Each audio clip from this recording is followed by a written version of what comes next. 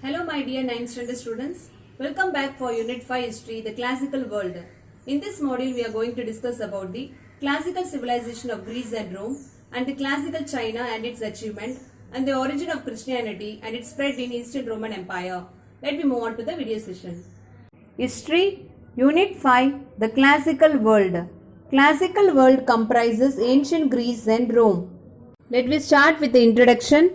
When America, Australia and Africa remained outside the mainstream of world history, civilization blossomed in scattered areas of the landmass of Europe and Asia, known as Eurasia. The expansion of major civilization eliminated the geographical gap and paved the way for interregional trade contacts and cultural exchange. This led to the transmission of ideas, technology and art, the diffusion of the great religions of the world, beginning with Buddhism and later continuing with Christianity and Islam. Greece, the Hellenic world.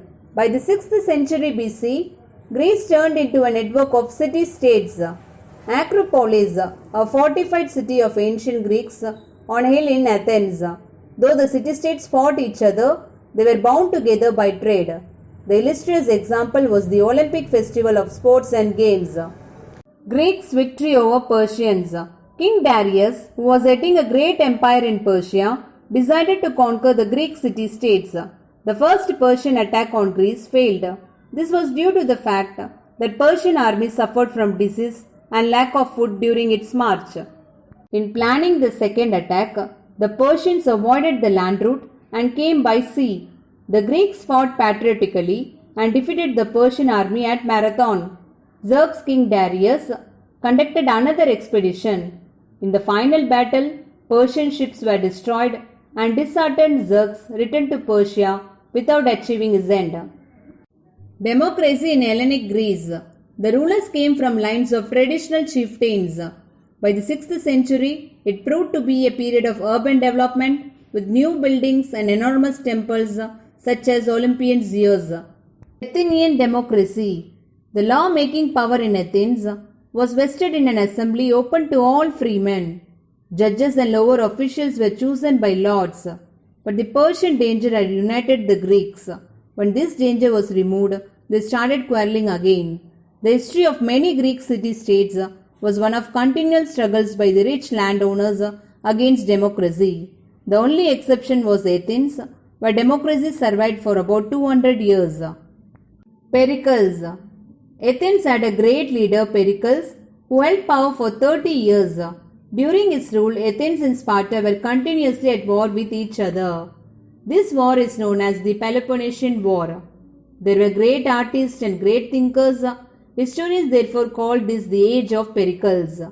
Socrates, a Greek philosopher from Athens. The Athenian government, after Pericles, did not like Socrates' way of finding truth. In a trial, Socrates was accused of refusing to accept the gods recognized by the state and corrupting the youth. The jury found Socrates guilty, jury means like a judge, and sentenced him to die by drinking hemlock, that is a poison. Beginnings of Hellenistic civilization. Hellenistic civilization means cultural development that took place rapidly after Alexander's death. Under Alexander the Great, the Greeks were able to establish a kingdom in Macedonia. This kingdom succeeded in annexing two historic empires of Egypt and the Middle East, but the entire period of Alexander's reign was spent on wars. The Greek school of science, mathematics and philosophy reached its peak in the Greek-Egyptian city of Alexandria. Euclid, who formulated the basic theorems of geometry, Eratosthenes, who accurately calculated the diameter of the earth, and Hipparchus, the founder of trigonometry, were all products of this age. And Ptolemy built on Hipparchus' ideas and later developed a model of motion of the planets and stars. Rome, the Hellenistic world. Roman Republic. In the beginning, Rome was a society of agriculturists. Out of this developed a hereditary ruling class. Roman people were divided into two classes: patricians, that is rich landlords, and plebeians, common citizens. By the late 6th century BC, Rome developed into a prosperous town. Class war between patrician and plebeians. Already I said who is patrician and plebeians. Patrician is rich landlords and plebeian is common citizens. Prisoners of war were enslaved in Rome. Thus, Rome produced a new labor force for the rich to exploit.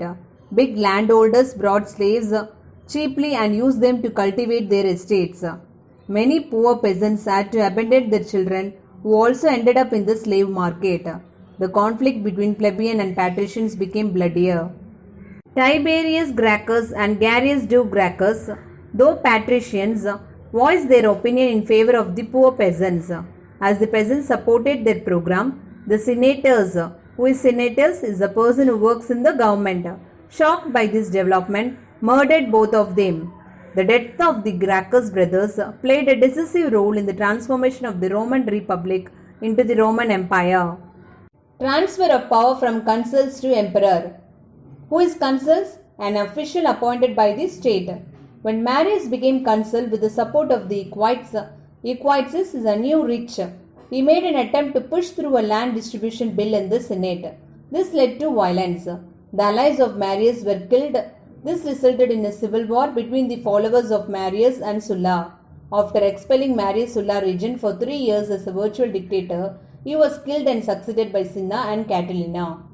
Establishment of Principate. Principate is ruler. The civil wars over social issues ended only to be replaced by civil wars between generals, that is Marius and Cinna against Sulla, Pompey against Julius Caesar. After Caesar's death, Brutus and Cassius against Mark Antony and Octavian. Who is Octavian? He is Caesar's nephew. And finally Octavian against Mark Antony. The rich, old and new alike felt that allowing Octavian, now called Augustus, the period starting from Augustus, that is 27 BC, is known as Principate. Augustus called himself Imperator, equivalent to the English word Emperor. Society under Principate. During the period of Principate, the imperial ruling class became far more prosperous than under the Republic. The period witnessed a great influx of luxury goods such as silk, spices and gems from the east. Cities were built on a grand scale with temples, theatres, stadia and colosseum, that is a large stadium. Gymnasia is a gymnastic. Aqueducts, an artificial channel for conveying water. Baths and markets. The most distinguished writers of the Augustan age brought glory to the empire. Pliny the Elder completed a voluminous encyclopedia of science. He called it natural history. Seneca was another well-known author of an encyclopedia of science. Horace in his Odes developed a philosophy, justification of pleasure with stoic bravery in the face of trouble. Livy was more a prose stylist than a historian. And the best known historian was Tacitus. Vergil's Aeneid glorified Roman imperialism. The Roman law attained its highest stage of development during the Principate. After the death of Augustus, Rome had few enlightened and capable rulers, with the exception of Trajan, Antoninus Pius, and Marcus Aurelius. Marcus Aurelius stands apart from all others. As a philosopher, he authored many books. He was the first Roman emperor to send an embassy to China and establish contact with an Asian power. External invasions and the decline of Roman Empire. The empire, facing threats from barbarian incursions, depended on expensive mercenary armies. The center of the empire moved from Italy to the Greek-speaking city of Byzantium, but it was difficult to rule the western part from such a distance. The final onslaught came from Vandals, disgusted by the rule of Emperor Romulus Augustus. The Roman army revolted and deposed him. This marked the end of Western Roman Empire. Empire building in East Asia, that is in China. Fall of Qing dynasty. Wang Cheng, popularly known as Shi Hongti, meaning the first emperor, ended the age of warring states in China. He crushed all local rulers and established a strong central government. However, uprisings of the peasantry, unlike in other cultures, occurred again and again in China. Such uprising led to the collapse of Qing dynasty. Han dynasty and expansion of Chinese territories. Han dynasty, founded by Liu Pang, flourished for 400 years. Their capital was Chang'an. The most popular and powerful ruler was Wu Ti. His generals succeeded in driving away the Huns in the north. Thus the Han Empire once again threw open the Silk Road for trade. A large export trade, mainly in silk, reached as far as the Roman Empire. In the north, artisans and herders of rival barbarian dynasties brought in new techniques like the method of harnessing horses, techniques of building bridges and mountain roads and seafaring. Such innovation made Han Empire prosperous. Buddhism came to China from India during the region of Han dynasty. With Buddhism came the influence of Indian art to China, and from China this spread to Korea and from there to Japan. Han Emperor found it extremely difficult to control the big landowners. So after some decades of consolidation, China saw the emergence of several rival kingdoms marked by civil wars in North China. People abandoned their homes and farms and fled from there to Yangtze region. The period after Han ruled witnessed political instability across the country. Rise of Christianity. The Jewish people had a great fall and experienced extreme hardship. While spreading out all over the Roman Empire, they hoped that Messiah would arrive to restore their glory. Initially, they laid much hopes on Jesus. Jesus was against the rich and condemned certain ceremonials. This was not to the liking of the priest, who turned against Jesus and handed him over to the Roman governor Pontius Pilate. Looked upon a political rebel by the Roman authorities, Jesus was tried and crucified. After Jesus' crucifixion means the ancient punishment, putting someone to death by nailing or binding them to cross. Saint Paul started spreading the Christian doctrine. Paul succeeded in his effort and Christianity gradually spread. Romans were prepared to tolerate Christianity, but the refusal of the Christians to pay respect to the emperor's image was viewed as political treason. It led to the persecution of Christians. The property was confiscated and they were thrown to the lions. Yet the Roman Empire did not succeed in suppressing Christianity. But one of the Roman Emperor Constantine himself became a Christian. Christianity thus became the official religion of the empire. Byzantium. The Byzantine emperors who ruled from the city of Constantinople for about 1000 years called themselves as Romans, but the language was Greek. The splendor of Constantinople, with its luxurious royal palaces, its libraries, its scholars familiar with the writing of Greeks and Romans, and its fascinating St. Sophia Cathedral, are the legacies they have left behind. Fell to the Ottoman Turks. In terms of development of science and technology, there was no progress during this period. The economies of the empire's provinces were in the hands of large local landowners. The small peasants always lived on the edge of poverty. The fundamental weakness of Byzantine civilization stood exposed when the participants of Fourth Crusade pillaged it and ruled it. The tottering empire finally fell to the Ottoman Turks in 1453. St. Sophia Cathedral. St. Sophia Cathedral was built in mid-6th century AD, the most magnificent building in Europe at the time. It was known for its innovative architectural techniques. The cathedral was turned into a mosque by the Ottoman Turks when they captured Constantinople. India during the classical period.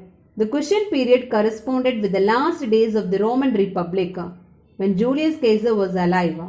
The Kushan Empire is said to have sent an embassy to Augustus Caesar, who succeeded Julius, and teakwood, pepper, pearl, ivory and precious stones were exported from the Malabar coast to Babylonia, Egypt, Greece and Rome. And 18 major works of Sangam age, that is 8 anthologies, 8 Togai and 10 idylls, 10 Paattu, compiled during the first 3 centuries of Common Era, were composed during this period. Sangam literature hailed as first secular literature of India. Look at the map, children. This map consists of Roman Empire. Look at the yellow color portion. It is Western Roman Empire. Rome is in western side. And orange color portion is Eastern Roman Empire. Constantinople is in eastern side. Let me go through a short recap. The Greek fought patriotically and repulsed the invasion of Persians. Athens rejected monarchy, oligarchy and opted for democracy.